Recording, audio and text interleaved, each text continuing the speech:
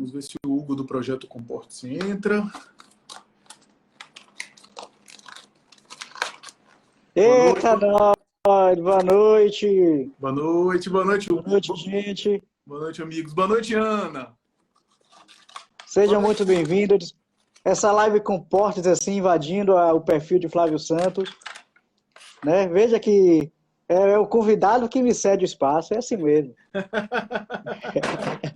Mas sejam muito bem-vindos, essa live é nossa. A gente procurar trazer aí um pouco mais de reflexão nessa próxima hora desse sábado. Esse tema que é um tema muito amplo, a gente vai tentar dar um recorte aqui. Recebi muitas perguntas, essa live também é interativa. Pode ficar à vontade aí, comentar, compartilhar, curtir, e depois ela vai ser disponibilizada também. Sejam muito bem-vindos. Flávio Santos, mais uma vez, muito obrigado. Estamos juntos e vamos tocar o barco. Lógico que uma live não dá para ninguém fazer terapia numa live, então cada um precisa procurar aí sua terapia, mas a gente vai tentar responder aí algumas perguntas e aproveitar essa hora aí para refletir, para trazer informação e com a ajuda de vocês. Certo? Boa noite mais uma vez. E aí, Flavinho? Tudo bom, Hugo? Mais uma vez, obrigado por você me permitir interagir com você que coloca coisas tão interessantes e que possibilita a gente refletir sobre esses temas de uma maneira tão interessante.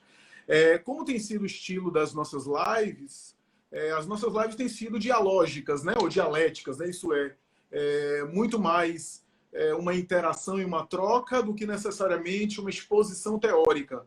Eu acho que a exposição teórica cabe, o canal analisadamente tem publicado alguns vídeos meus, como de outros companheiros, e cabe a gente fazer, de repente, trabalhos mais teóricos, de sistematização da teoria. Mas uma live como essa, em redes sociais, eu acho que cabe mais o passeio mais fluido, né? A reflexão mais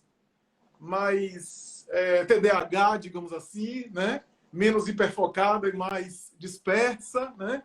Que eu acho que vale a pena, que cabe, que é algo mais descontraído, né? E, claro, dentro daquele estilo bem da reunião de condomínio, né? Do que ocorrer em termos de sexualidade. O que eu posso dizer em termos aqui de introdução, pelo menos de início, antes de você começar a levantar algumas questões, né? Algumas questões eu vi, algumas perguntas eu vi super interessantes, algumas eu fiquei até instigado a pensar mais sobre elas. Mas o que eu posso dizer inicialmente a respeito do assunto é que sexualidade é um desses temas grandes, é um desses temas que a gente tem abordado, a semelhança. Se a gente abordou depressão na semana passada, que é um tema grande, sexualidade é muito maior. É muito maior. Então o recorte que a gente está fazendo aqui é um recorte que vai perder muito mais coisa, porque não dá para a gente esgotar o tema da sexualidade. Sexualidade é um tema riquíssimo. E eu já vou começar dizendo que sexualidade só existe no ser humano. Sexualidade, o termo sexualidade, a gente só pode aplicar, pelo menos dentro do conceito, daquilo que eu estudo, daquilo que eu aprendi. Pode ser que algum autor levante um conceito diferente, mas o conceito que eu tenho de sexualidade é um conceito exclusivamente humano. No reino animal, no mundo animal, no mundo animal dos chamados, aspas, irracionais, não existe uma sexualidade. Existe fenômeno reprodutivo, existe impulso sexual, existem os ciclos da reprodução e, portanto, também, de alguma forma, a atração dos animais em função dos ciclos hormonais, em função da fecundação. E, portanto, existe o sexo, portanto, que está associado à reprodução sexuada. Só que sexualidade, Hugo, sexualidade é uma dimensão que só aparece, pelo menos em nosso conceito, no ser humano. Porque sexualidade são as dimensões psíquicas, sociais e culturais do sexo. O animal não tem sexualidade porque o animal não simboliza, não interpreta, não fantasia. Até onde a gente pode imaginar, o animal não tem fantasias sexuais. Isso é do humano, é do humano, que vai além. E é interessante a gente já colocar o seguinte: em ciências sociais e também na psicologia, existe aquilo que é da natureza e aquilo que é da cultura. Tá? Do ponto de vista do animal, o sexo fica na dimensão biológica. O ser humano, do ponto de vista da sexualidade, tem um aspecto biológico e tem um aspecto que vai além do biológico, que é da ordem da cultura, da ordem da civilização, da ordem da produção simbólica. Então, nesse sentido, ele vai além daquilo que é meramente o estado de natureza, né?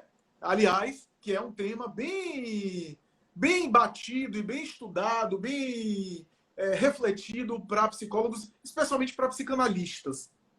A ideia de que há elementos em nós que são da ordem da natureza, mas há aspectos nossos que são da ordem do não natural. Isso é, da ordem do cultural, da ordem daquilo que é criado e que é produzido de maneira humana. Né? Isso que a gente está chamando aqui do não biológico, não cultural.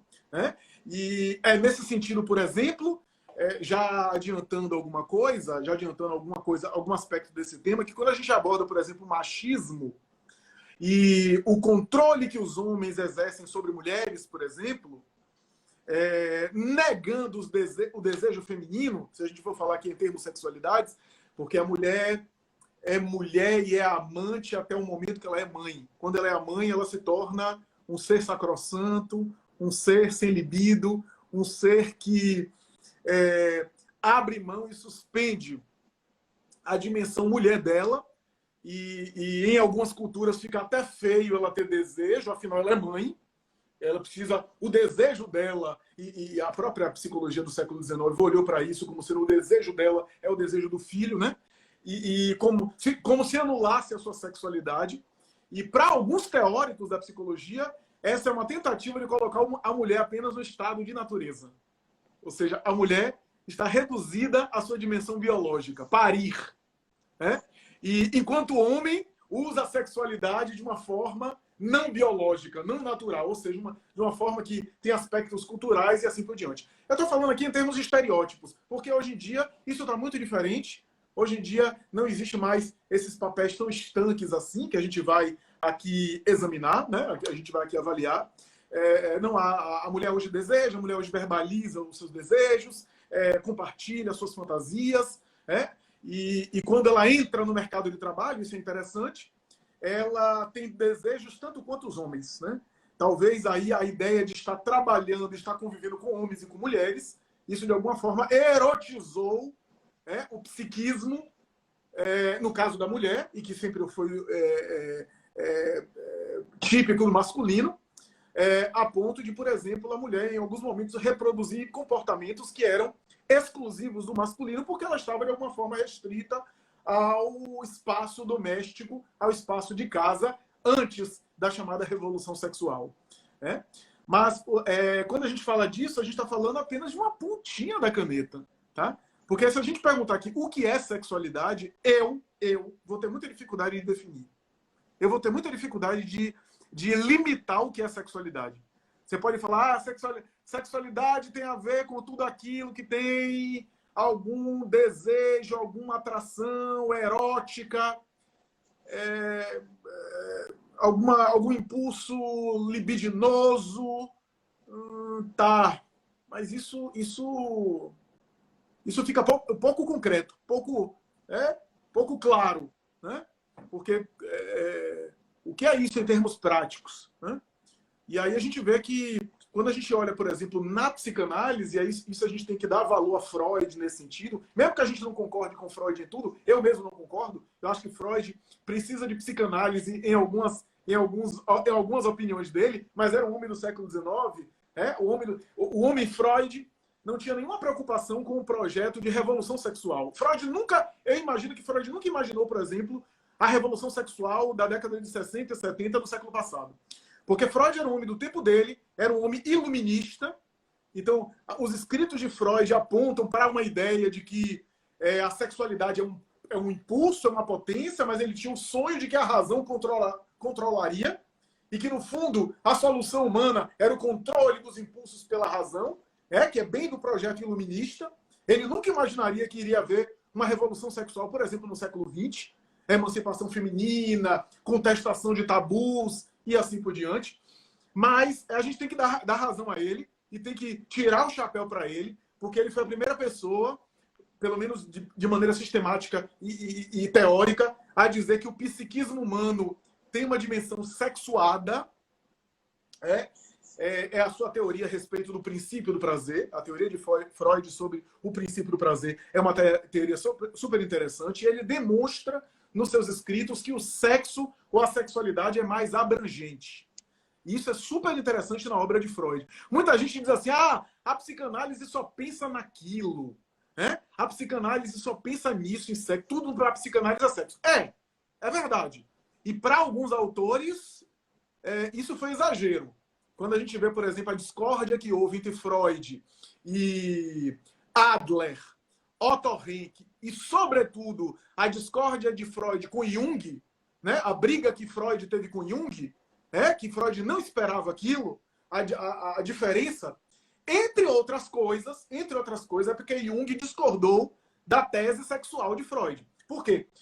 Aí a gente pode discordar, mas a gente tem que dar valor, e o próprio Jung dava, que Freud foi a primeira pessoa a entender e a demonstrar que quando ele atendia os pacientes dele e ouvia os pacientes dele, ele percebia que quando os pacientes dele começavam a falar sobre aquilo que nunca falaram, sobre aquilo que normalmente evitavam dizer, sobre aquilo que estava escondido, sobre aquilo que eles não verbalizavam, e Freud estimulava eles falarem aquilo que tinha medo até de pensar, que eles pudessem pensar no consultório e falar sobre aquilo, para a surpresa de Freud, quando foi indo atrás, quando foi mergulhando atrás daquele discurso, no final das contas, tinha muita fantasia sexual. Tinha muita fantasia erótica. Foi em cima disso, claro que eu estou aqui simplificando. Se tiver algum psicanalista me assistindo, sabe que eu estou simplificando, porque eu não vou fazer aqui um workshop de teoria freudiana, porque não é o caso. Mas no final das contas, no frigir dos ovos, ele chegou a perceber que havia muita fantasia sexual erótica que estava recalcada, que estava reprimida por conta da cultura, por conta dos tabus. E aí ele percebeu, e aí defendeu a ideia segundo a qual o psiquismo humano, o sistema mental humano, o aparelho psíquico, como ele dizia, era sexuado. Ou seja, o ser humano é um psiquismo sexuado. Essa era a defesa freudiana. Como eu disse, Jung e outros discordaram. E aqui pouco me importa, eu não vou entrar no mérito aqui, e pouco me importa em dizer quem é que tinha razão, se Freud tinha razão ou se Jung tinha razão. Eu só quero dar valor aqui à ideia de que ele percebeu e demonstrou na época dele que sexo era mais abrangente. Tá? Então ele demonstrou que, por exemplo, toda relação de prazer, essa é a história de Freud, essa é a história que você precisa gravar. Toda relação de prazer que você tem está movendo a libido. Então, quando você senta para comer uma torta, aquela torta famosa, eu não vou dizer as marcas que tem aqui em Salvador, né? Você conhece, Hugo, mas aquela torta saborosa, que você aprecia a torta, que chega a salivar, aquilo é uma relação sexual. Aquilo tem a ver com libido, tá movendo a libido. É esse o pulo de gato do Freud. O Freud vai perceber que muitas vezes aquilo que move a gente é o princípio do prazer, e para ele, por detrás disso, havia libido. Seja no sexo genital, seja nas buscas culturais, artísticas, de prazer. O que Jung discordava é que ele dizia que a libido era uma das energias. Freud achava que era única. Que, no fundo, tudo que move o ser humano tinha a ver com a libido. Tá, depois ele vai rever a teoria dele, ele mesmo vai escrever o texto além do princípio do prazer, mas, no fundo, remetia também a libido, esse texto, e ele foi acusado de defender um totalitarismo sexual, mas é importante dizer que a sexualidade para Freud não é que na psicanálise tudo é sexo, no sentido de que tudo a gente está querendo ir para a cama com alguém. Não é nessa história. Não é nisso. É no sentido de que o prazer que a gente tem em algumas instâncias também está tocando na libido de uma outra forma. A libido está se manifestando de uma outra forma. Hugo, em nossa cultura do Brasil, eu sei que eu estou me alongando, mas já vou terminar. Em nossa cultura do português, essa cultura aqui do Brasil, tem um termo popular que me permita usar, que eu acho que é um termo super apropriado para a gente entender isso. A expressão tesão é uma expressão que popularmente as pessoas usam muito. Tesão tem tudo a ver com a teoria freudiana. Porque quando a gente fala tesão, tesão pode ser no sentido do desejo erótico mesmo, ou pode ser porque você tem tesão pela vida, tem motivação, tem disposição. Então, na teoria freudiana, por exemplo, só para linkar com o tema da semana passada, depressão tem a ver com a ausência de impulso da libido. Ou seja, a ausência de tesão para a vida. Né? Para a teoria freudiana, tem a ver com essa falta de vitalidade que, na visão da psicanálise, tem a ver com a libido. E quando eu falo libido, não quer dizer que o problema da depressão é que a pessoa precisa fazer mais sexo para solucionar o problema. Não, não. Aliás, no início do século XX, houve psicanalistas que entenderam a obra de Freud assim, que o sexo ia resolver tudo, o sexo no sentido de prática mesmo, que as pessoas eram reprimidas demais, então se colocassem para fora a sua sexualidade e vivessem a sexualidade de uma forma que as mais variadas, elas iam se libertar das somatizações, das repressões, das neuroses e até mesmo da opressão política. Era assim que alguns psicanalistas entendiam. E ao longo dos anos se percebeu que não é bem assim. Não é que apenas praticar sexo, no sentido concreto da palavra, libertaria a gente de tudo. Reich, na bioenergética, Alexander Lowell, que eram discípulos de Freud, pensavam dessa forma, mas não se confirmou. O que precisa ser visto aqui é que, na psicanálise, o sexo é o grande reprimido. E na visão de Freud, a obra Interpretação dos Sonhos, obra de 1900, quando ele funda a psicanálise, é a partir da obra A Interpretação dos Sonhos que ele funda a psicanálise. Ele vai interpretar os sonhos como sendo algo que tem sempre uma camada erótica. Há muito que se revê nesse livro do ponto de vista da avaliação, mas há interpretações super interessantes. Né? É questionável, mas, por exemplo, na interpretação dos sonhos, os elementos dos sonhos muitas vezes eram entendidos na visão freudiana como sendo elementos sexuais. Por exemplo, a entrada em algum lugar no sonho remetia a uma penetração. O acolhimento de alguém remeteria ao acolhimento da mulher no ato sexual. E assim por diante. Então, os símbolos que seriam faca, espada, revólver, símbolos pontiagudos, chamados fálicos, seriam símbolos que remeteriam, por exemplo, ao genital masculino. E tudo aquilo que teria a ver com circunferência, com côncavo, com colo, com algo vazio que pode ser preenchido, representaria a genitália feminina. Então, isso é um pouco das questões, das representações simbólicas em torno do sexo que a psicanálise discutiu e trabalhou. Flavinho, a primeira pergunta foi uma senhora que mandou.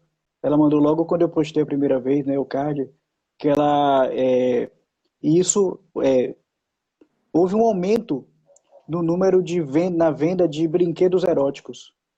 Aí a pergunta dela como ela vai perceber se a masturbação está no nível normal, vamos dizer assim. Inclusive tem uma pergunta dessa, né? Essa parte, o que é normal no sexo.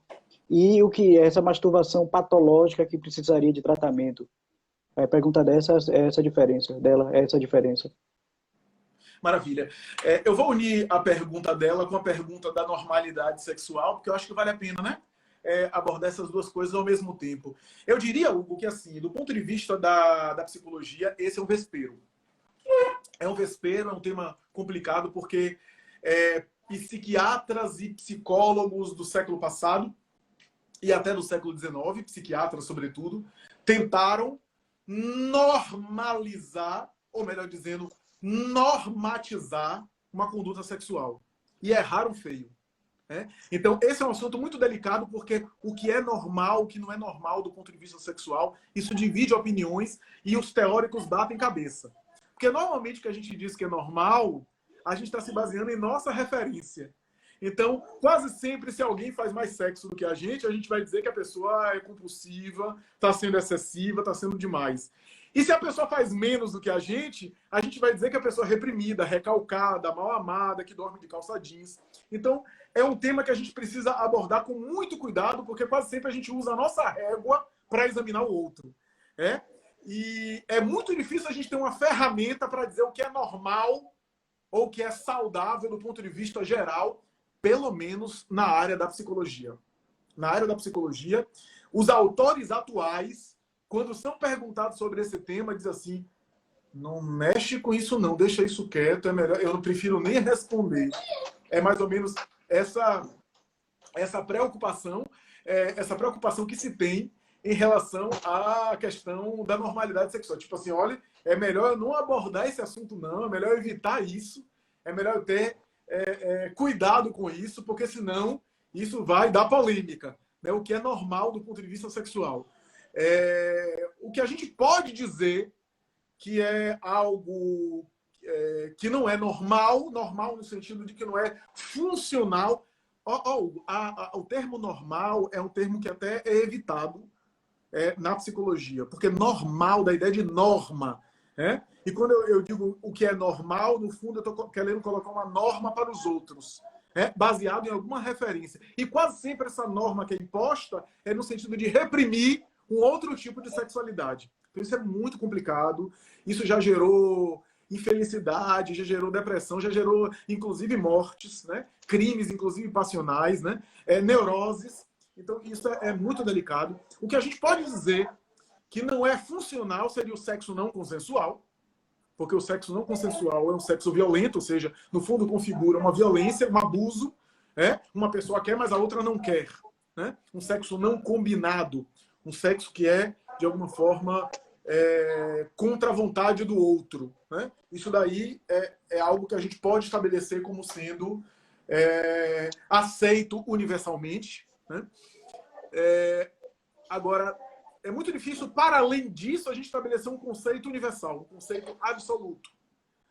A gente pode dizer, em algum nível, que algumas práticas sexuais levam à morte dos sujeitos, apesar de ser sexo consensual, levam à morte. Mas é muito difícil, para aqueles que não morreram, eu dizer, não, isso está errado, se os dois verbalizam que sentem prazer com aquilo. Né? As fantasias, as mais diferentes das nossas, podem causar estranhamentos, mas pode ser que um casal funcione bem assim. Você tem, por exemplo, práticas que até há pouco tempo, até recentemente, por exemplo, a prática de masoquismo, de sadismo, o sadomasoquismo, o chamado BDSM hoje, que está até na moda em alguns filmes, né? Que é um mais ativo e, de alguma forma, incisivo, e outro mais submisso e, de alguma forma, que sente prazer, né, nessa postura. A gente poderia dizer no passado que aquilo não seria algo funcional, mas há pessoas que, de alguma forma, optam por essa vivência do ponto de vista das suas privacidades, e a psicologia não tem que se meter nisso. A psicologia não tem que entrar na vida privada para dizer o que é certo e o que é errado, porque senão sai de ser psicologia e vira dogma, e vira imposição. Então, nesse sentido, os terapeutas, os teóricos têm muito cuidado nesse sentido. É claro que há práticas mais perigosas, por exemplo, casais monogâmicos que tentam, por exemplo, troca de casais. É possível? Mas o que eu tenho observado, com algumas raríssimas exceções, em alguns momentos dá ruim. Desentendimentos, fantasias. A gente trocou e eu vi que você olhou mais para ela do que para mim. Você ficou muito interessado, ou você ficou muito interessado. Então, esse tipo de fantasia sexual para casais monogâmicos, mesmo sendo consensual de acordo, são poucos os casais que eu já ouvi que declararam que ficou tudo bem e que não houve algum tipo de atrito. Não houve algum tipo de desentendimento, de fantasia. Mas os casais monogâmicos também têm desentendimentos. Isso não é privilégio só para aquele casal que tem uma relação teoricamente considerada mais aberta do ponto de vista sexual. Né? Mas ainda assim é difícil dizer o que é normal do que não é. O que é isso do que não é. Né? É muito difícil eu dizer isso. Alguém que, por exemplo, sei lá, gosta de gosta, sei lá, de tortura, por exemplo, né? Ou gosta de sexo violento, por exemplo, né? Há um teórico da psicanálise, e o próprio Freud discutiu isso, que toda postura sádica, isso é, de eu torturar um parceiro no ato sexual para vê-lo ali em sofrimento e eu me excitar com isso, no fundo é o masoquismo. O sadismo é o masoquismo... O sadismo é o masoquismo secundário, tá? Por quê? Porque, no fundo, eu estou sentindo prazer pelo lugar do outro que está sofrendo. Então, no fundo, é uma identificação minha pelo outro. Eu estou excitado por ver o outro em uma situação de sofrimento. Então, no fundo, é o masoquismo também. Mas é muito difícil estabelecer isso. O que a gente pode dizer, Hugo, o que é normal, o que não é do ponto de vista sexual, é quando a prática sexual tem algum prejuízo, mesmo que a pessoa não admita, ou mesmo que a pessoa não tenha consciência. Aí sim a psicoterapia é interessante, porque o psicoterapeuta que está de fora pode auxiliar o sujeito a ver aquilo que ele não está vendo, que aquela prática sexual pode estar afetando ele, trazendo prejuízos para ele, sociais, familiares, trabalhistas, do ponto de vista da sua vida funcional, da sua vida laboral. Aí sim ele pode chegar em algum tipo de conclusão nesse sentido. Então, no caso da pergunta da masturbação, a psicologia não tem uma colocação que diga assim que é proibido, que é contrária à masturbação. Pelo contrário, a maioria dos teóricos olham o onanismo, enfim, a Freud chegou a teorizar sobre a masturbação como sendo uma espécie de autoerotismo narcisista, né? Bom, o que é erotismo? O que é erotismo, o que não é narcisista? A gente pode até discutir isso. Afinal de contas, Lacan, quando falava sobre as fantasias sexuais, vai dizer que eu sempre uso o corpo do outro para me satisfazer com a minha própria fantasia. Né? Aí, nesse sentido, toda a relação sexual é virtual. Quando o povo fala sexo virtual, eu pergunto, e qual é o sexo que não é virtual? Porque, no fundo, quando a gente está em contato físico, sexual com alguém, numa interação, a gente, no fundo, está usando o corpo do outro para satisfazer as fantasias que a gente tem. Né? Sempre assim. Então, nesse sentido, do ponto de vista da teoria psicológica, e especialmente psicanálise, porque a psicanálise dá uma ênfase maior à sexualidade, não tem assim dizer não pode, ou não deve, ou não é saudável a masturbação. Pelo contrário, do ponto de vista daquilo que os teóricos dizem, a masturbação pode servir para as pessoas conhecerem o próprio corpo, conhecerem o que é prazeroso e o que não é prazeroso. Isso especialmente em relação às meninas, né? As mulheres muitas vezes chegam na vida adulta, às vezes têm não sei quantos anos de casada e não sabem, por exemplo, o que é satisfatório, do que é prazeroso, do que não é prazeroso sexualmente. Né? Então, no fundo, descobrir o próprio corpo, saber o que excita, o que não é. A masturbação pode servir para isso. A única ressalva que aí é a opinião pessoal minha, aí é uma impressão pessoal, a única ressalva que eu faria em relação à masturbação não é propriamente a respeito da masturbação, mas em relação à pornografia. Isso a compulsão masturbatória em função de uma adicção, termo que a Associação Psiquiátrica Americana tem usado, adicção pela pornografia. Hoje há, por exemplo, quadros de doença, de transtorno pela compulsão por pornografia. Então, a pessoa que passa horas consumindo conteúdo pornográfico. Né? Então, não é propriamente a respeito da masturbação. A ressalva minha é a respeito da compulsão pela pornografia, porque em alguns casos de excesso, a pessoa tem prejuízo profissional, tem prejuízo familiar, pessoal, e tem prejuízo nas suas relações sexuais. Né? Porque afetou de tal forma que a pessoa muitas vezes não tem já o estímulo, já não se sente tão motivada assim para buscar o parceiro ou a parceira. Já que a questão da pornografia é que a pornografia entrega tudo a você pronto. Você não precisa fantasiar, você não precisa se estimular. A pornografia você escolhe lá o que você quiser, as categorias se apresentam. Se você quiser casais hétero, loira com moreno e assim por diante, você tem. Então, o problema desse conteúdo é que torna o cérebro um pouco preguiçoso. Você vai se condicionando a ter estímulos muito fáceis, onde você próprio não se esforça, não fantasia. É aquela história, né? antes, a ideia da sedução da mulher ou do homem que está sutilmente se insinuando, de alguma forma, aquilo muitas vezes gera o desejo. Daí, nas culturas reprimidas, havia mais desejo, né? Quando há uma liberação excessiva, a liberação de o conteúdo sexual ou a nudez está muito explícita, eu tenho a impressão que o desejo até diminui. Olha só que interessante. O desejo até diminui. Tanto é que as pesquisas atuais sugerem que as gerações atuais fazem menos sexo do que as gerações passadas. Ou seja, possivelmente nossos avós faziam mais sexo do que a gente.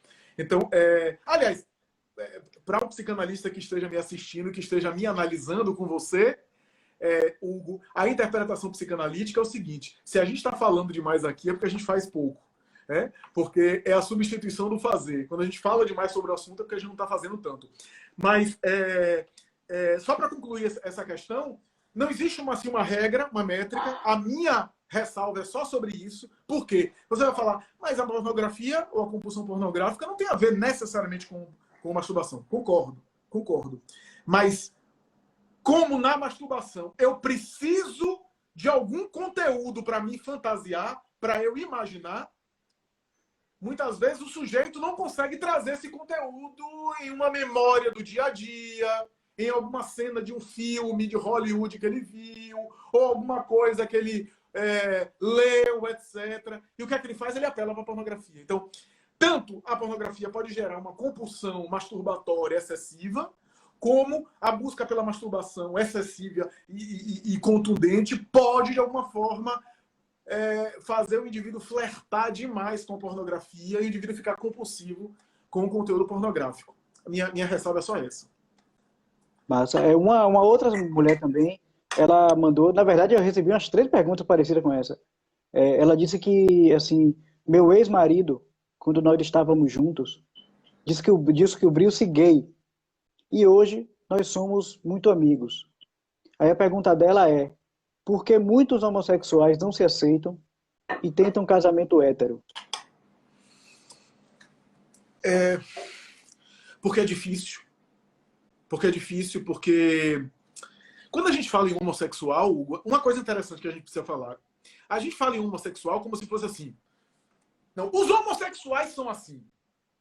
Os homossexuais são assados. Como se tivesse assim apenas 2 categorias, né? Lésbica e gay. Pronto. E nesse pacote a gente coloca tudo. Não. Há vários gays, há gays e há gays, há lésbicas e há lésbicas, há homossexuais assim assado, como no mundo heterossexual, né? Há heterossexuais que têm características mais assim, outros mais assado. Não existe só... os heterossexuais não são todos iguais do ponto de vista sexual. Por que nos homossexuais são todos homossexuais iguais? A gente vai botar tudo... Não. Então, há aquele homossexual que desde a infância se reconhece, desde a infância percebe que a inclinação dele, a inclinação do desejo dele é para pessoas do mesmo sexo, do mesmo gênero. Mas esses elementos não são assim tão claros. E em alguns momentos, em algumas pessoas, isso parece ser mais confuso, não ser tão claro assim. Então, a pessoa pode estar, por exemplo, no caso do menino, né? É um menino, portanto, está entrando na puberdade, tem hormônios masculinos, sente-se mais inclinado, mas tem testosterona, sente-se mais inclinado para meninos, mas por uma razão ou outra nega aquilo para si mesmo, reprime, etc. E pode funcionar, do ponto de vista físico, numa relação sexual, heterossexual. Isso que é super interessante, porque o sexo tem uma dimensão biológica, tem uma dimensão cultural. O quanto tem de biológico e quanto tem de cultural, a gente não faz ideia, a gente não consegue dizer o que é mais, o que é menos, se é igual, se não é, não faz. Tem hormônios masculinos? Tem. Tem uma atração mais por meninos? Tem. Mas pode funcionar sexualmente numa relação heterossexual? Pode. Mas aquilo não fica claro, às vezes. E aquilo pode ficar claro ao longo do tempo. Mas por que não fica claro? Pode ser porque o homossexual não se aceita? Pode. Pode ser por preconceito. Às vezes a não aceitação é por conta de preconceito. Ele foi vítima de tanto preconceito. as expectativas maternas e paternas em cima dele, né? De rejeição. Ele internaliza aquilo que ele não pode ser.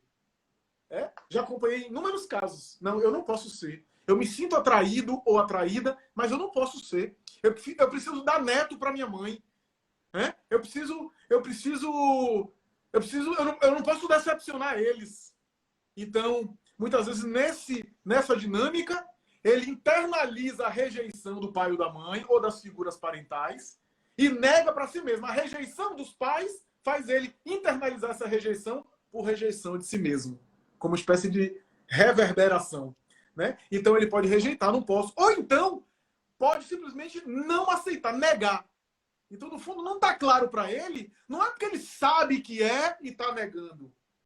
É porque, no fundo, ele rejeitou tanto que ele nem tem certeza do que ele é. Então, já que ele é homem, do ponto de vista biológico, cromossomos XY, ele tem que ter mulheres.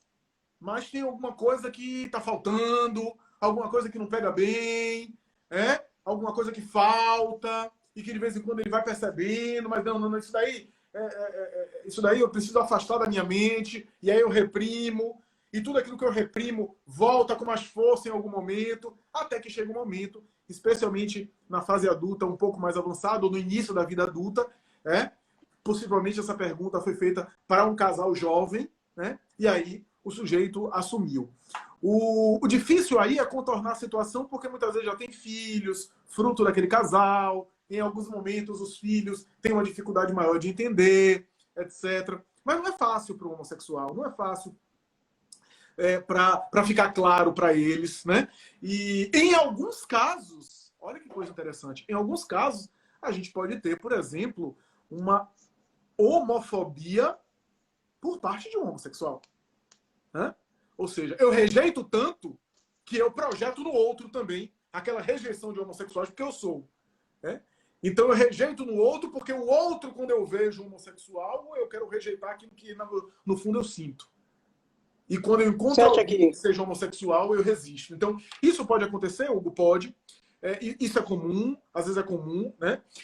Acontecer. E não é fácil, realmente é muito sofrido, eu me solidarizo em relação a isso. Diga. Uma terapia aí, nesse caso, assim, cairia bem para esse rapaz?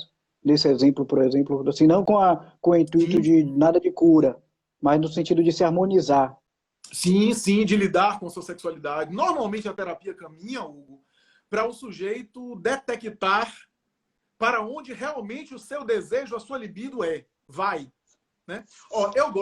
Eu pessoalmente gosto mais de homossexual e heterossexual do que homoafetivo e heteroafetivo. Eu entendo que alguns preferem homoafetivo ou homoerótico. Claro, homossexualismo não, porque homossexualismo, o termo ismo tem a ver com doença, né? Ranço da psiquiatria lá do passado que patologizou a homossexualidade. Mas eu prefiro a homossexualidade do que homoafetividade. Por quê? Eu vou explicar por quê. Não é porque eu estou querendo reproduzir a ideia de que o homossexual é um tarado, né? Se dizia isso lá na década de 80, né? No período do HIV, que inclusive responsabilizaram os homossexuais em relação a isso. Não, é porque quando a gente fala de orientação sexual, a gente está falando de libido. Para onde minha libido vai? Tá? E eu tenho uma terminologia pessoal que é o seguinte: heterossexual e homossexual tem a ver com libido. Para onde a libido vai? Heteroafetivo ou homoafetivo tem a ver com aqueles com quem eu me sinto em melhor condição e me entendem e eu desabafo. Por exemplo, a maioria dos homens heterossexuais são homoafetivos. Por quê? Vou trazer um estereótipo bem caricatura para que você entenda. É o seguinte: sabe aquele homem heterossexual que deseja a mulher, que tem atração pela mulher, mas no fundo ele não desabafa, ele não conversa com a mulher, ele conversa com os amigos do bar, ele fala mal até da mulher, que a mulher é chata, ele se entende com os amigos, ali ele troca, ele bebe, ele chora, ou seja, ele é heterossexual, ele tem desejo por mulheres, mas ele muitas vezes se entende melhor com outros homens. Né? Então, é essa nomenclatura que eu faço, que eu acho que fica mais fácil. Então, no caso do homossexual, né, que tem essa condição, na maioria dos casos, Hugo, a psicoterapia vai ajudá-lo, e tem inúmeros exemplos bonitos. Eu tenho lembranças bonitas em terapia de jovens, adolescentes, que o profissional de psicoterapia não vai direcionar, não vai induzir ele a ele se achar gay, lésbica ou hétero. Não. Vai ajudar ele a ele descobrir. Porque nem sempre fica claro para o terapeuta também.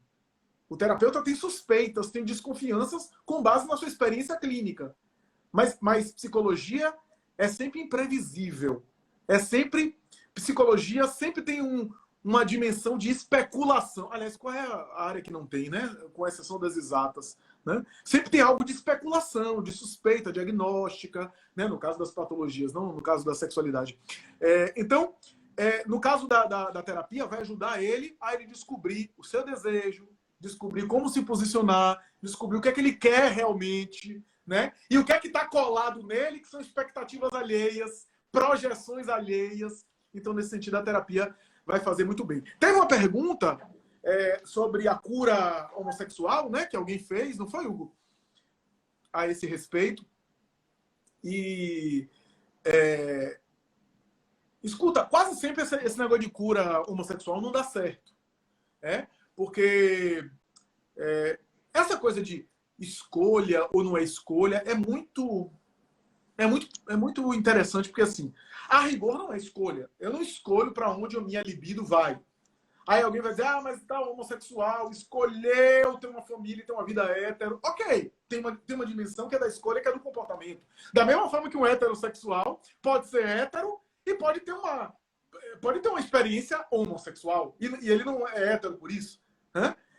Quantas vezes a gente tem na história de meninos, adolescentes, que muitas vezes tiveram brincadeiras sexuais, ou meninas, né, que na juventude se beijaram. As meninas é mais fácil porque tomam banho juntas, às vezes trocam uma carícia, e não necessariamente elas são heterossexuais por isso. Homossexuais. Um heterossexual pode ter uma experiência isolada, às vezes acontece uma experiência isolada, e não necessariamente faz dele um homossexual por isso. Da mesma forma, um homossexual pode ter uma experiência hétero, então nesse sentido tem uma escolha aí, tem uma escolha. Aí, agora, se um homo não quiser viver a sua homossexualidade e adotar uma conduta ou uma história aparentemente hétero, se casando, no caso de um homem, um gay, né, se casando com uma mulher, formando família e tendo filhos, isso é uma escolha? Mas do ponto de vista do desejo, muitas vezes aquela libido ali não tem muita escolha, né? Para onde a minha libido direciona. Talvez eu escolha o meu comportamento. Veja como o tema é delicado. Então, mas no caso de uma cura da homossexualidade, entre aspas, essa ideia é bizarra, é estranha. Né? Um amigo meu até conversou comigo no privado e comentando. É como se a gente quisesse, sei lá, ser canhoto e curar de ser canhoto, né? Ou, sei lá, ter uma visão X e curar aquela visão de ver a vida daquela forma, enfim. E tem outros exemplos inerentes nesse sentido, né? Como se fosse uma doença que precisa ser curada. É uma ideia estranha. Agora, pode acontecer de um sujeito ter uma homossexualidade chamada egodistônica, né? Esse é um termo interessante. Aquilo que é egodistônico é aquilo que está em distonia em relação a si mesmo, né? Ou seja, aquilo que causa desconforto ao sujeito e o sujeito não aceita aquilo. Em terapia, não sou eu, o terapeuta, que vai dizer ao paciente qual é a demanda dele. Eu posso até durante a terapia perceber que aquela demanda inicial deflagrou, levantou o véu sobre outras demandas. Mas o desejo da terapia, a demanda é o paciente que traz. Né? Eu não posso chegar para um paciente e dizer assim, seu problema é isso, eu vou corrigir você nisso. Então, esse processo de cura da homossexualidade parece que se afasta da própria ideia da terapia, porque é a ideia de dizer, não, você tem uma orientação sexual X e eu vou curar você porque eu acho isso errado. Quando eu faço isso, já não é terapia. Já não é terapia, porque no fundo eu estou colocando a minha orientação, né? Isso não é terapia. Agora, quando a demanda é do paciente, tecnicamente isso se chama homossexualidade egodistônica, isso é, está em distonia com o seu próprio ego, causa sofrimento a ele. Bom, aí o assunto fica complicadíssimo, porque assim, eu não conheço necessariamente uma experiência que... Não, não, eu conheço a experiência do sujeito ter uma homossexualidade egodistônica.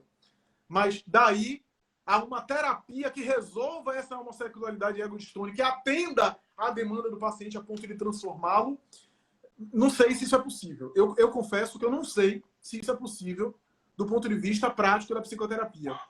Provavelmente, Hugo, na maioria dos casos, a terapia vai ajudar o paciente a aceitar aquela homossexualidade, e a homossexualidade vai deixar de ser egodistônica. Mas pode haver algum caso do indivíduo conseguir administrar aquilo, já que aquilo causa sofrimento nele, e conseguir viver uma heterossexualidade, ainda que haja uma dimensão, uma parte dele, uma parte da sua libido que seja homossexual, pode. Estamos falando aqui do quê? De uma bissexualidade? Uma bissexualidade em que o sujeito acabou por viver na sua vida prática uma vida heterossexual, embora no mundo do seu desejo interior seja bi? É possível. É possível que sim, que seja confortável. Eu conheço um caso raro não, alguns casos esporádicos por questão religiosa, por perspectiva religiosa do sujeito não necessariamente viver a vida sexual homossexual e optar por uma vida, eu não diria de abstinência nem de castidade, mas uma vida que não necessariamente tivesse uma vida sexual monogâmica ou contínua, que não tivesse uma vida sexual prática convencional. O indivíduo é mais solteiro, vive mais sozinho e ele administra aquilo, porque do ponto de vista da libido ele é mais calmo. E eu não estou entrando nem pela polêmica dos assexuados, porque isso também dá pano para manga. Se realmente isso existe, os teóricos dividem. Existe realmente alguém que é assexuado, né? Ou seja, que não tenha desejo sexual. Isso é polêmico, né? Há teóricos que duvidam que não, que talvez o indivíduo tenha uma libido, mas não é uma libido muito pronunciada, uma libido muito manifesta, e não necessariamente precisam lidar ou viver a sexualidade de uma maneira mais contundente, conforme a maioria das pessoas. Mas a libido está ali, do ponto de vista psíquico, né? Mas provavelmente aconteceria isso, Hugo. Provavelmente o sujeito iria na terapia se administrar e de alguma forma conceber que ele tem uma orientação mais homoafetiva, homossexual, e que aceitar isso, ainda que o que ele vai fazer com isso depende de cada pessoa. Há pessoas que preferem não viver a sua homossexualidade do ponto de vista prático, como há pessoas que preferem não viver a sua heterossexualidade. Não há diferença nesse sentido. O que eu queria destacar aqui, Hugo, é que assim, com a psicanálise de Freud, e aí se Jung entra, é que não existe um macho puro e uma fêmea pura. As características masculinas e femininas existem em nós. Eu, por exemplo, sou heterossexual, do ponto de vista da prática sexual. Mas, por exemplo, minha profissão é mais feminina. Porque minha profissão acolhe. Eu gesticulo muito. O gesticular é mais, pelo menos estereotipadamente, é mais feminino. Eu às vezes sento com as pernas cruzadas. Não tem nada a ver com libido, com desejo. Mas, então, não existe isso do ponto de vista da psicologia humana, um indivíduo que seja só macho ou só fêmea. Estou utilizando as categorias animais aqui. No fundo, o homem tem uma dimensão feminina nele e a mulher tem uma dimensão masculina nele. Essa dimensão feminina no homem pode ser mais pronunciada ou mais inconsciente. A dimensão masculina na mulher pode ser mais pronunciada ou mais inconsciente. Essa é uma das coisas mais legais e mais preciosas da teoria de Jung. Os arquétipos sexuais inconscientes diferentes da polaridade orgânica, né? A chamada contraparte sexual oposta inconsciente, ânima e ânimos, como Jung falava. É essa dimensão feminina no homem e a dimensão masculina na mulher. E eu não estou entrando aqui por hétero ou homossexualidade. Isso daí são outros 500. Eu estou dizendo do ponto de vista de comportamentos, né? Então, eu posso ser, por exemplo, mais sensível com os outros, que é mais ligado à mulher, né? Eu posso ser um homem que faça vínculos mais, e a ideia de fazer vínculo, de reter as pessoas, é mais do feminino, né? O homem, aliás, o macho é mais de fecundar e ir adiante, né? E, no entanto, ser heterossexual, ou ser homossexual, isso é irrelevante, né? Uma coisa é a orientação sexual, outra coisa são comportamentos mais masculinos e mais femininos. Então, o que é brilhante e bonito da teoria de Jung é isso, é a dimensão masculina e feminina que todos nós temos. Ô Flavinho, como é que um pai aborda esse tema com o filho, seja criança ou adolescente? Porque tem muito tabu nisso, né? Tem muito tabu. Eu diria, Hugo, que é o seguinte: se o filho está perguntando, ele já tem condição de receber uma resposta. E eu acho que aqui eu vou ser fiel à maioria dos estudiosos sobre o assunto. A maioria dos estudiosos sobre o assunto defende a ideia segundo a qual a sexualidade, de maneira mais detalhada e mais profunda, deve ser trabalhada em casa. A escola pode até ajudar, mas tudo bem, eu entendo que às vezes os pais têm poucas ferramentas e aí a escola precisa também orientar. Mas a escola muitas vezes orienta o aspecto da reprodução, o aspecto da prevenção anticoncepcional, preservativo, né? Mas a questão do desejo, a questão da sexualidade, a questão de masculino e feminino, a da libido, esses temas mais da esfera privada, eu acho que cabe mais à família, né? A família tem uma responsabilidade maior nesse sentido. E se os filhos estão perguntando, dá para responder. É claro que o menino de 7 anos que está perguntando sobre sexo porque ouviu um coleguinha falando na escola, a gente não vai aprofundar mostrando, por exemplo, sei lá, filmes pornográficos para ele. Não é isso.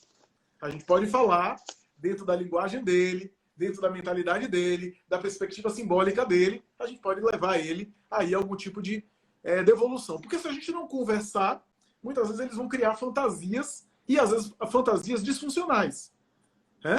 Hoje, meninos de 12 anos têm celular. É muito fácil ele entrar num site pornográfico e ver as coisas mais variadas sem entender o que é aquilo. Então, é importante... Soraya está perguntando aqui, Flavinho, e sobre a pessoa que lida os dois lados, gosta de homem e mulher ao mesmo tempo. A bissexualidade aí, no caso, né? Do ponto de vista técnico, seria uma bissexualidade. Há quem diga que a bissexualidade é rara, há quem diga que a bissexualidade é rara, que a bissexualidade, na maioria dos casos, é uma homossexualidade não totalmente assumida. Então, como eu tenho dificuldade de assumir a homossexualidade, eu digo que sou bi, porque eu consigo também me excitar numa relação heterossexual. Porque, Hugo, se eu fechar os olhos aqui e alguém me acariciar aqui nas costas, eu não sei se é homem ou mulher. Eu só estou sentindo a carícia. Então, muitas vezes, aquilo não está claro para o próprio sujeito, ele pode funcionar também numa relação hétero, e como, às vezes, o processo de admitir, por conta dos preconceitos, por conta do receio, por conta de todas essas demandas, essas expectativas sociais, o sujeito sofre com isso. E a ideia de ser bissexual é uma ideia mais confortável do ponto de vista emocional para ele. Isso é muito comum, eu ouço muito isso em consultório. Agora, há quem diga que há uma bissexualidade autêntica mesmo, 50% a 50%, ou sei lá como é que a gente diz isso, e que há uma bissexualidade autêntica mesmo. Nesse caso, aliás, a bissexualidade durante muito tempo, até na obra freudiana, foi considerada uma perversão. Porque, no fundo, não importa para onde minha libido vai, mas importa eu viver o prazer com qualquer pessoa, independente do sexo e assim por diante. Isso está ultrapassado, não se fala mais dessa forma, do ponto de vista da bissexualidade, mas no caso de uma relação monogâmica, o bissexual vai ter que escolher, vai ter que, pelo menos, abrir mão, fazer uma espécie de renúncia, a não ser que ele consiga conjugar isso numa vida poligâmica ou de poliamor, como é defendido por alguns. Mas, na prática, isso é muito difícil do ponto de vista das expectativas monogâmicas sobre ele, né? Então, quando existe, portanto, essa inclinação, a gente fala que, tecnicamente, pode se enquadrar sim, nessa atração, mas tem que ser avaliado. Se realmente é uma bissexualidade mesmo, ou se é uma homossexualidade não assumida. Você acha que agora com essa liberação um pouco mais após a flexibilização e tal, em termos de sexualidade, o povo vai demandar geral? Vai assim, tava tudo preso e agora que tá tudo abrindo de novo, assim vai parecendo aquele cachorro preso, quando abre a porta ele sai correndo. Olha, alguns psicanalistas, Conrado Caligares, um psicanalista famoso que faleceu há 2 anos, ele apostava que sim. Ele apostava que depois da pandemia e da reclusão iria haver um surto de volúpia na direção do desejo e as pessoas iam retomar uma espécie de Woodstock da década de 60, né? A orgia em torno do sexo e rock and roll, ou uma espécie de contracultura do hippieísmo, ou uma Sodoma e Gomorra dos textos bíblicos. Eu desconfio que não. Eu não acho que vai haver essa experiência. Eu acho que vai haver a busca por afeto, por vínculo, mas não necessariamente vai alterar significativamente a questão sexual, erótica. Não acho, até porque o que eu vi nessa pandemia foi as pessoas transgredirem o isolamento social por causa de afeto, por desejo e por encontros amorosos e sexuais. Se eu vi gente burlando a quarentena de 2020 para cá, foi por causa disso. Foi por causa disso. Casais que combinavam, porque a força... E eu não estou aqui julgando eles. Longe de mim julgá-los e condená-los. Um casal que começa a namorar no início da pandemia e todo mundo fica recluso, é muito difícil que eles não encontrem uma forma de se encontrar, de se buscarem. Um casal que eu atendia levava que boa para um motel, para desinfetar o quarto. Então, casal de jovens, claro. Mas eu não acredito muito nisso, não. Embora, Hugo, todo o movimento de muita repressão ao longo da história gerou mais desejo. Mas eu não estou convicto que houve um aumento do desejo por conta dessa reclusão. Alguns casais melhoraram a vida sexual no período da pandemia. Por conta das interações virtuais, o desejo muitas vezes foi, pelo menos, se não satisfeito, pelo menos em alguma medida estimulado por conta dos contatos por videoconferência, e assim por diante, de alguns casais que estavam distantes. Eu não estou... E, ademais, se você olhar, por exemplo, a quantidade de jovens com 20, 30, 40 anos tomando Viagra, por exemplo, já é sugestivo que o desejo não está tão aumentado assim. Para a gente precisar de vasodilatadores, com essa idade, eu não acho que a coisa está tão boa assim para essa recorrência. Então, o que a gente tem visto é o aumento de medicação psiquiátrica, e se está aumentando depressão para eu precisar de antidepressiva, porque eu não estou com uma libido muito boa, e o aumento de Viagra, então é porque a gente não está tendo tanto desejo assim. Teve uma jovem que ela pediu assim, um conselho, uma ajuda, que aí a pergunta dela foi o que dizer para quem sofreu abuso sexual. Ela mandou a pergunta, e aí, quero ouvir aí um conselho, aí com você. Eu diria fazer terapia, fazer psicoterapia. O abuso sexual, especialmente na infância, marca a criança. É uma das coisas mais dolorosas. A reação que cada criança vai ter, no caso do abuso, varia de pessoa para pessoa. varia da própria interpretação do abuso. Né? A criança vai interpretar o abuso de uma forma muito subjetiva e particular. A depender de como ela interpreta, ela pode, mais tarde na vida adulta, rejeitar a sexualidade, odiar o corpo e odiar o sexo, se neurotizar.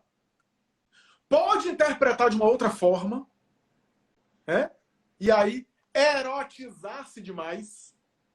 Né? Por exemplo, dos sintomas de que uma criança pode estar sendo abusada é quando ela está erotizada demais. Uma criança de 6, 7 anos, por exemplo, se erotizando demais, se tocando demais, se estimulando demais, se esfregando em locais os mais variados. O psicólogo pede para ela desenhar alguma coisa e uma criança dessa idade desenha 2 pessoas fazendo sexo. Como é que ela tem ideia disso? Possivelmente ela está sendo abusada.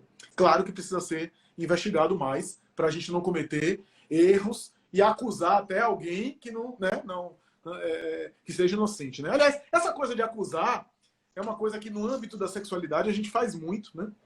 E que já demonstra que a gente é problemático, que nós somos problemáticos, né? Porque isso não é papel nosso. Né? O papel nosso é tentar averiguar, tentar recorrer, tentar ajudar. Quem vai acusar, quem vai condenar, quem vai dizer se abusou ou não é a justiça. Não somos nós. Eu tenho a impressão que esse incômodo que a gente tem de taxar os outros com a sexualidade X ou Y, ou punir os outros por determinado tipo de comportamento, tem a ver com os nossos conflitos na área da sexualidade. Tem a ver com isso. Então, eu diria que é importante fazer terapia, né?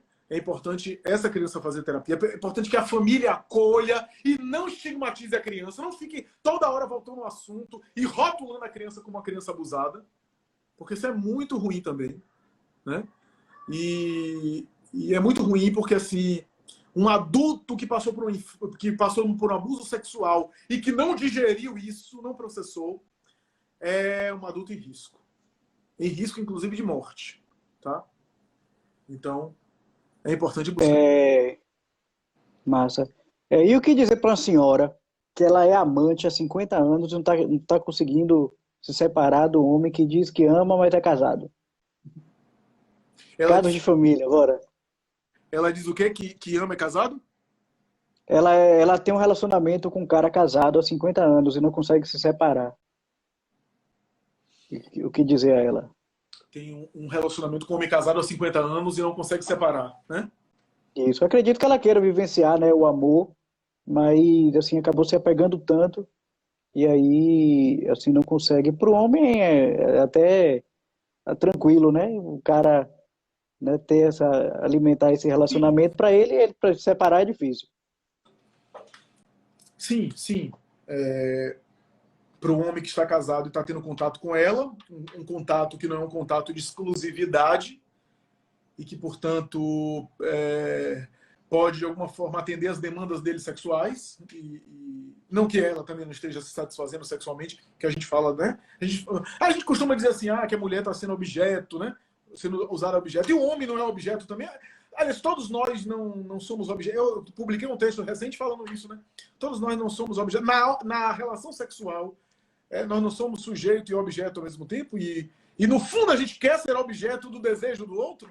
Então, eu tenho a impressão que não é nesse sentido, mas eu acho que se ela sofre com isso, isso constitui uma demanda. Eu acho que precisa buscar ajuda para que ela possa lidar com isso de uma forma melhor, com esse sofrimento. Né? Se ela quer manter esse vínculo, um vínculo que não é de exclusividade. Né? Nessa área do afeto, eu tenho pouca consideração no sentido de estabelecer um tipo de padrão, Hugo, porque conhecendo tanta intimidade e escutando tantas vidas, tantas histórias, é óbvio que é fácil reproduzir aqui o discurso comum, do tipo, um discurso comum que essa pessoa que fez a pergunta sabe. Qual é o discurso comum? Você acha que merece isso? Você acha que vale a pena? Né? Você ter alguém que ele tem disponibilidade para você num recorte de tempo que não é um recorte de tempo que você tem. Você tem uma disponibilidade maior para ele do que ele para você. Você pode se ele é casado, ele vive com alguém, ele se encontra com você esporadicamente. E muitas vezes se encontra com você às escondidas. Será que isso é legal? Será que isso é bacana? É assim que você... Isso é uma fantasia sexual sua? Porque pode ser uma fantasia sexual. Massa. Bacana. Mas escutando tantas vidas, né? Escutando tantas histórias, eu não me sinto em condição de estabelecer uma receita padrão para todo mundo, né? O que eu posso dizer é esse discurso que é o discurso do lugar comum. Mas é preciso entender a história. São 50 anos. Você falou que ela está se envolvendo com ele há 50 anos, né? Poxa, é uma história. A gente precisa entender isso com minudências, né? Entender isso com detalhes, porque é uma história que tem muita coisa para se conhecer, né? E como isso foi se configurando. Quem sou eu para não conhecer essa história, dizer o que é isso? É claro que, do ponto de vista geral, se isso está sendo um sofrimento para ela, está sendo um sofrimento justamente porque ele não tem uma disponibilidade integral para ela. Ele é casado, ele tem um outro relacionamento e ele, em algum momento, tem contato com ela. Né? E se isso está constituindo um sofrimento para ela, é justamente por causa disso. Provavelmente é por causa disso. Né?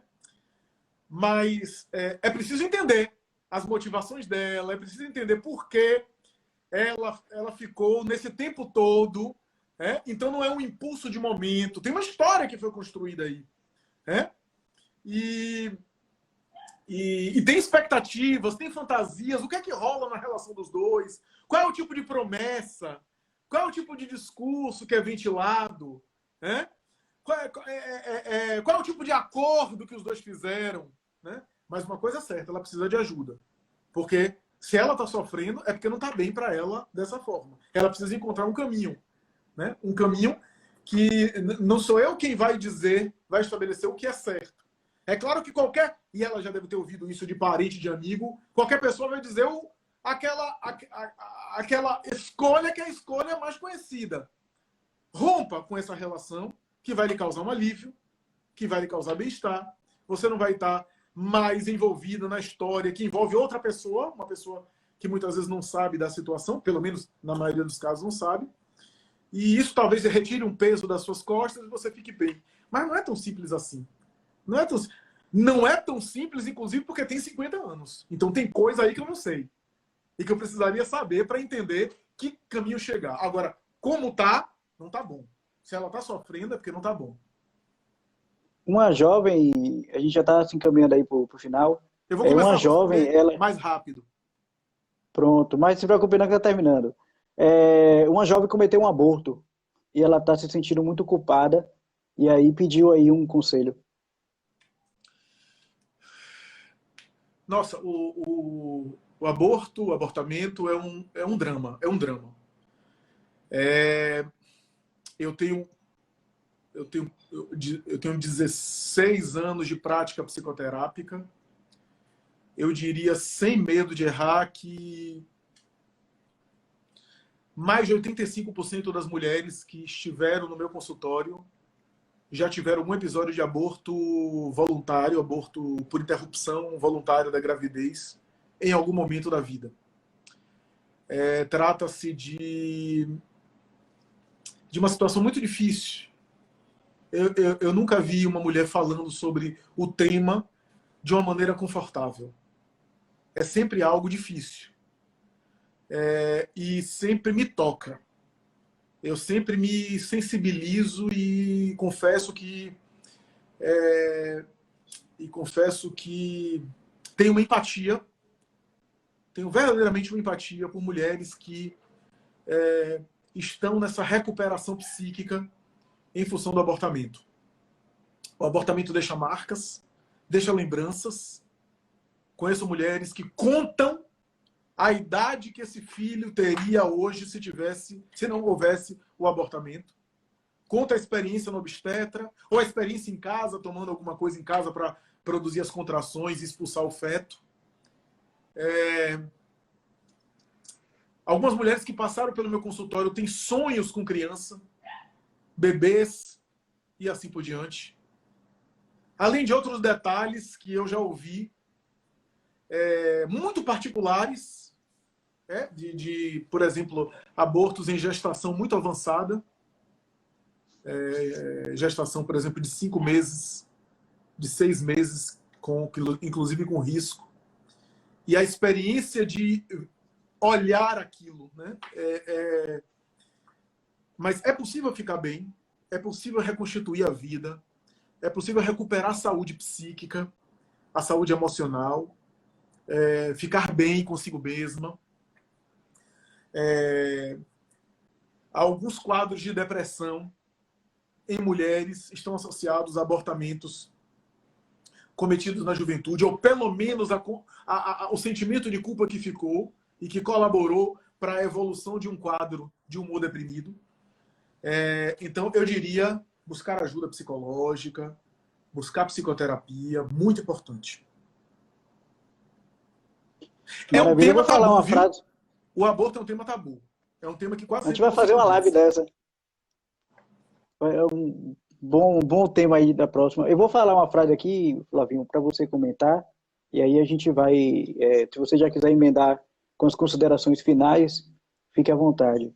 A frase é o seguinte: quando num casamento um trata o outro como filho, a primeira coisa que vai embora é o tesão. Essa é a frase. Comente aí. Isso. Não necessariamente, pode ser. Pode ser. Pode ser que a mulher, quando trate o marido como filho, ou companheiro, sei lá, como filho, ela não olhe mais como o amante que admira e que, portanto, tem um conteúdo ali afrodisíaco e erótico, erógeno, e vê como filho, ela cuida. Afinal, cuidar de um bebê não é ter desejo sexual por ele, pelo menos desejo erótico, né? Pode ser que a libido esteja ali no cuidado, mas não no sentido erótico, e ela perca a libido. Mas não necessariamente. Pode ser que aquilo faça parte de alguma fantasia, e aquela fantasia seja super erótica para alguns casais, né? Pode ser que, sei lá, isso é mais comum em homens, né? Que se relacionam às vezes com mulheres mais novas e que aquilo se sente o protetor, portanto, pai entre aspas, né? Que protege, né? Notem os caras mais velhos que começam a se relacionar com meninas, eles ficam super animados porque quase sempre aquelas piadas que ele falava, aquelas coisas bacanas que ele falava para ex-companheira da mesma idade que ele, ela já não dava uma risada, já não olhava ele com aquele olhar de encantamento, já estavam todo entediada dele. E aí esse cara se relaciona com a menina mais nova, né? Com a menina mais jovem. Essa menina acha graça tudo, né? As coisas que ele sabe, que ela não sabe ainda por falta de experiência, ele ensina ela. Isso pode ser super, super sexual, super excitante, tanto para ela quanto para ele. Né? Então depende, cada caso é um caso. Maravilha. Flavinho, é isso. Muito essa live. Se você quiser fazer alguma consideração final aí, pode falar à vontade, que aí a gente já vai seguindo aí para o encerramento.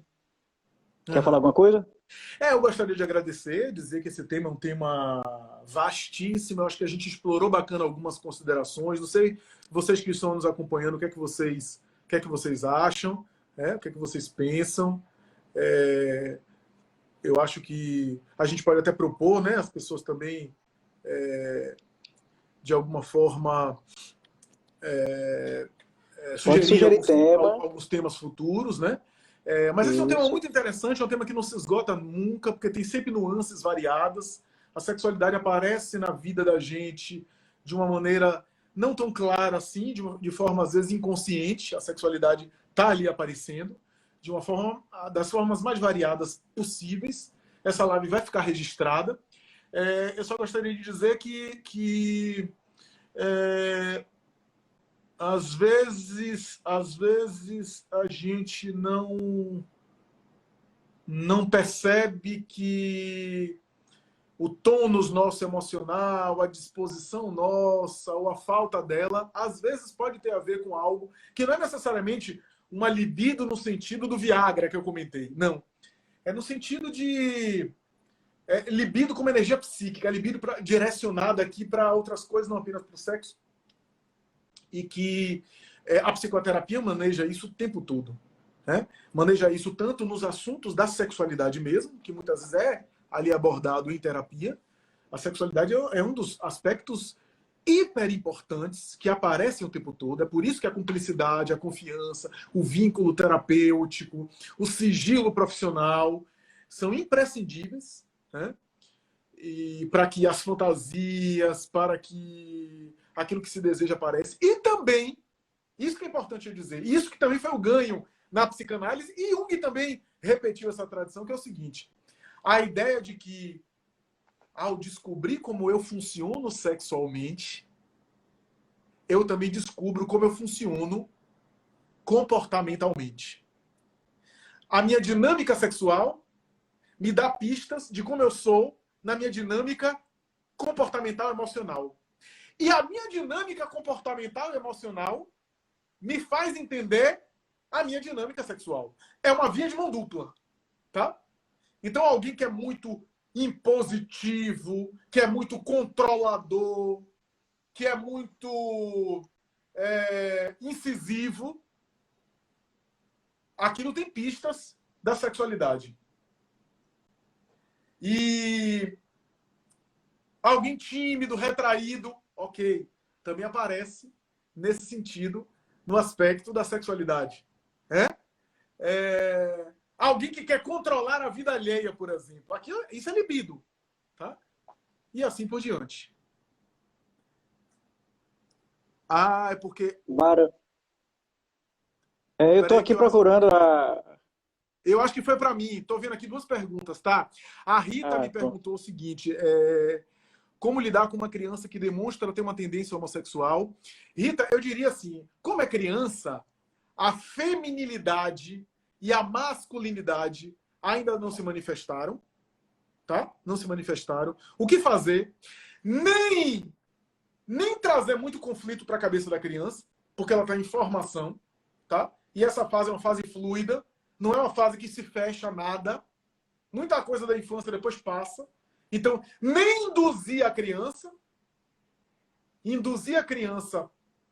para nada. A criança não é nem heterossexual, nem homossexual. A criança é criança. Não é nem masculinizada, nem feminilizada. Né? Então, nem induzir, porque se a gente estimular demais, erotizar a criança, vai mais tarde produzir um sujeito cínico, um sujeito erotizado demais, né? Nem reprimir, que pode tornar o sujeito revoltado. O que fazer? Acolher, amparar, sem aprofundar muito no assunto, e ir conversando e acompanhando. A gente deve sempre acolher e acompanhando, tá? Acompanhando a criança, para saber se aquilo é uma tendência que vai se configurar mesmo, ou é uma fantasia momentânea, alguma coisa que a criança viu, ouviu e internalizou momentaneamente, não faz parte da constituição dela, subjetiva dela. Isso a gente vai precisar acompanhar, né? Nem estímulo, nem repressão. Acolhimento. Acolhimento e diálogo. É o que a gente diz. Se essa tendência está muito pronunciada e está causando sofrimento à criança, buscar uma psicoterapia infantil, tá? Para a criança. E tem uma outra... E trabalhar também isso, né, Flavinho? Assim, porque caso a criança, quando crescer, desenvolva essa tendência, aí também os pais precisam trabalhar isso e acolher, manter o amor e tudo. Aí não é também, assim, só acompanhar nesse sentido passivo, não. Tem que ser ativo. Uhum. A última pergunta, foi bom, viu, Eliel, você colocar aí na live, porque eu não estava observando as perguntas que estavam sendo direcionadas para mim. A pergunta de Léo Átila, que é a pergunta Eliel, amigo da gente aí. Flávio, nos fale sobre os possíveis conflitos no casal quando um tem uma libido dita exacerbada, enquanto o outro cônjuge a tem muito reprimida ou não se percebe com ela a libido. Eu diria que esse é o feijão com arroz dos casais.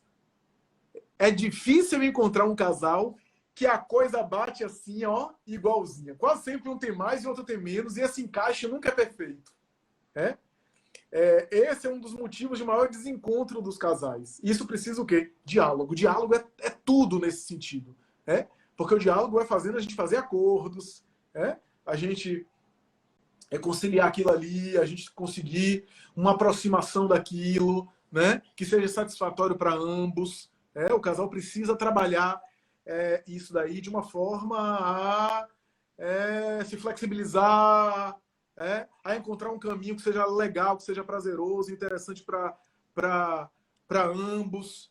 Então, isso precisa ser trabalhado no casal, né, em diálogo, e às vezes em psicoterapia. Quase sempre o homem, quase sempre, mas não é sempre, quase sempre o homem demanda mais, há uma queixa maior do público masculino, e dá a ideia de que com o tempo as mulheres tendem a sentir menos interesse, e se tem filho pequeno, pequeno, às vezes passa um tempo menos ainda, e tem uns caras que se queixam e ficam revoltados, tem uns que até querem brigar, que ficam com ciúme do filho, porque a mãe está dando atenção mais ao bebê, um bebê recém-nascido, imagine. Então, e aí ficam segurando a onda, a mulher às vezes também tenta aí equilibrar essa balança, afinal ele também se queixa, que tem as suas necessidades, tem os seus desejos. Também tem os casos extremos, né? Eu às vezes pego o casal que o cara tá 2 anos sem ter nenhum contato com a mulher. E para alguns, ter esse voto de castidade compulsória no casamento pode ser tranquilo, a pessoa trabalha bem, mas para outros isso é insuportável, pode ser um motivo de muito atrito, né? Pode ser um motivo de muitas crises, né? E de um caminho que também não é saudável nesse caso, né?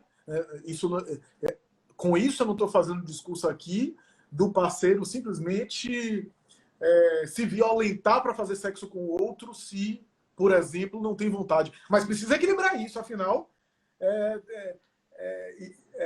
Eu já acompanhei um caso em que um dos cônjuges surtou. Teve um surto psicótico por causa de privação sexual durante muito tempo, né? Inclusive, em um caso específico, há muitos anos, era mulher. E aí, na mulher, o negócio é mais difícil, né? Porque o cara não tinha vontade, tinha uma depressão, e a mulher tinha muita libido, a coisa fica mais problemática ainda nesse sentido. Enfim. Mas isso precisa ser trabalhado. Precisa ser trabalhado para ficar bom para os dois. Nenhum se sentir violentado porque quer menos, nem outro ficar simplesmente adoecendo, e com sintomas psíquicos por conta de uma privação sexual para a qual ele não se encontra preparado, né? E às vezes, muitas vezes, o apelo do desejo e a busca sexual por uma outra pessoa, eu não vou dizer que a responsabilidade única é isso, mas isso pode ser um fator. Pode ser um fator que problematiza.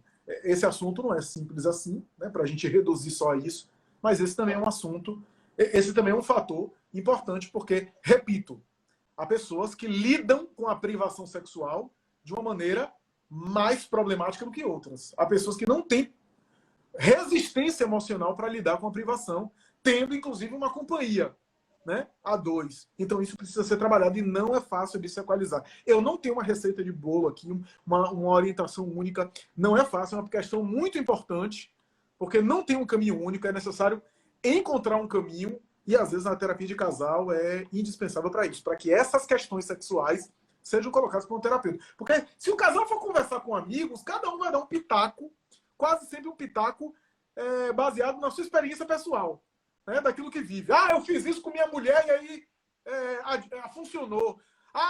Eu faço assim, eu faço assado. E aí quase sempre o casal se perde nisso. Porque a receita daqueles não serve para aquele outro, né? Então é importante buscar aí, nesse sentido, analisar a dinâmica. O que está acontecendo? Por que essa falta de interesse de um dos lados? Sempre foi assim?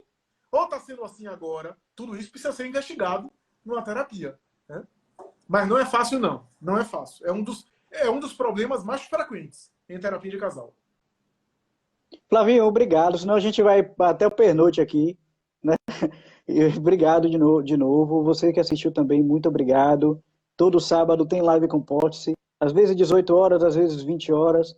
Segunda-feira também tem live do Evangelho no Lar, que eu faço toda segunda às 22 horas. Então também todos convidados. E boa noite. Obrigado mais uma vez, Flavinho. E a gente se vê aí. Bom final de semana para todos. Um beijo e até segunda. Obrigado, Hugo. Um abraço a todos. Espero que vocês tenham gostado. E bom final de semana também.